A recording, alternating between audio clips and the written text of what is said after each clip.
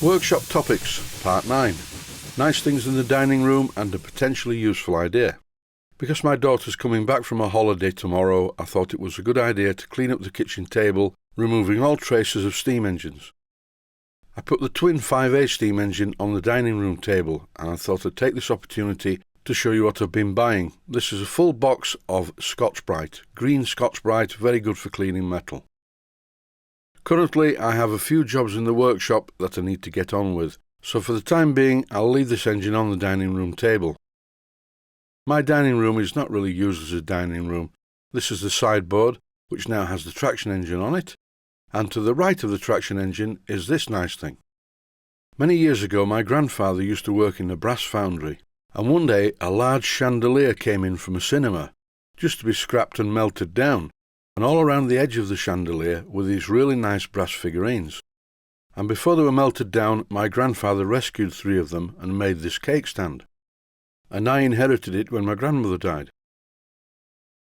At the other side of the traction engine is a steam plant I built a while back. I covered this in a video series as normal. This steam plant is quite unusual. It has a Stuart No. 4 which drives a generator. Steam is supplied by a really nice 504 boiler that I built an internal heat shield into. And as well as the hand pump, it's fitted with a live steam injector to pump water into the boiler. When I constructed this generating plant, a few viewers started to send me electronics, but I never got round to finishing the electronic side of things because it got a bit out of hand. The electronic parts that were arriving were quite large, and had I have built them into a box, the box would have been bigger than the steam plant, and that's why I put the control box part of this project on hold. Continuing now what is developing into a guided tour of my dining room, to the left of the steam plant is a 14XX steam locomotive. This was made in China and I rebuilt it a while back. And on the same display stand underneath the 14XX is the tender and the freshly painted front bogie from my 5-inch gauge Stirling single. Both the engine and the tender will be painted shortly. Now for something completely different. This is a picture on the wall. It's an original piece of art, not a print, and it was created by a very talented artist called Kevin Walker, who I knew many years ago. Kevin also created this picture of a dragon that I have in my kitchen. At some time in the 1980s, Kevin started doing some artwork for a comic called 2000 AD. I think that Kevin eventually moved to the USA. It was a great shame that we lost touch with each other because we got on very well. I hope that Kevin put his artistic talents to good use because all of his paintings were exceptional. To continue the tour, this is the Pelmet above the window in my dining room. It's a bit dusty, it could do with a clean. And as you can see, it has some small mammoth things on it. Taking pride of place in a cabinet over the other side of the room is this 1903 Clockwork engine, train and carriage that I restored a while back. And on the next shelf down is a die-cast metal model of a Spitfire. Right at the bottom is one of my robots. I have a couple of these. One is in the workshop and it's in really bad condition, but this one in the cabinet is almost like new. This video is not just about a tour of my dining room. I bought some of these a few weeks back from RDG Tools.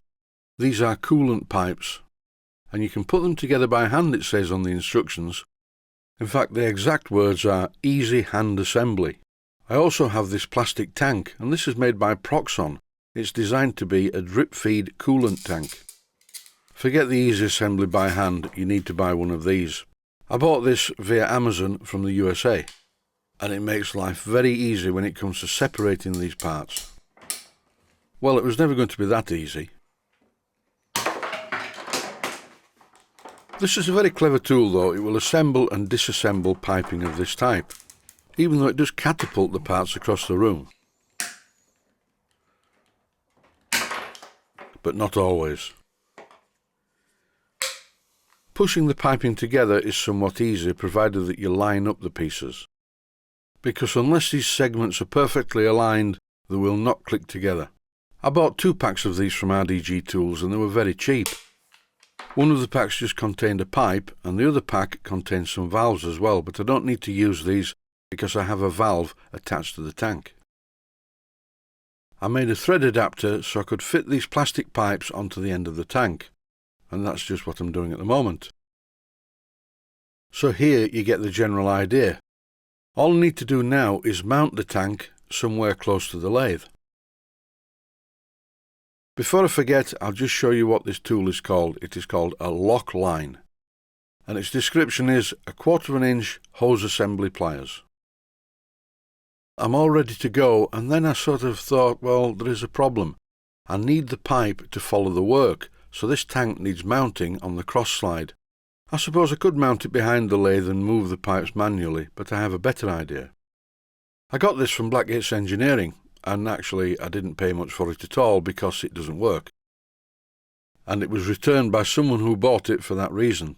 It has a flexible spout, and I took a good long look at this and thought, I have an idea. First of all, I took the spout off to have a close look at it. And initially I thought, well, I'll make an adapter to fit some of this piping to the can. Then I realised that this was not a particularly good idea. I came up with what I thought was a much better idea.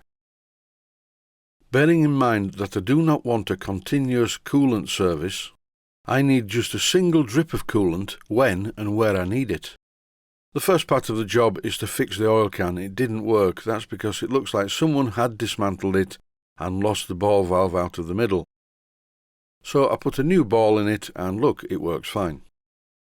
And it's very sensitive and precise. It depends how much I press the lever as to how many drops come out of the spout.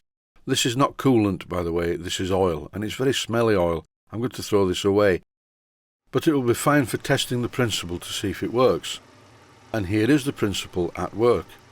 You place the oil can on the cross slide, your hand is well clear of the chuck, and as you can see from this clip, by squeezing the lever just the right amount, I can easily get a single drip now and again, and the flow is directly relative to how far I press the lever in and how quickly I press the lever in.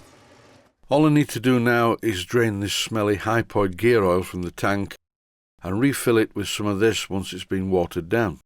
This is lathe coolant, or soluble oil as it's known. And that's it, a simple solution to a drip feed coolant system. Thanks for watching, and I hope you found it useful.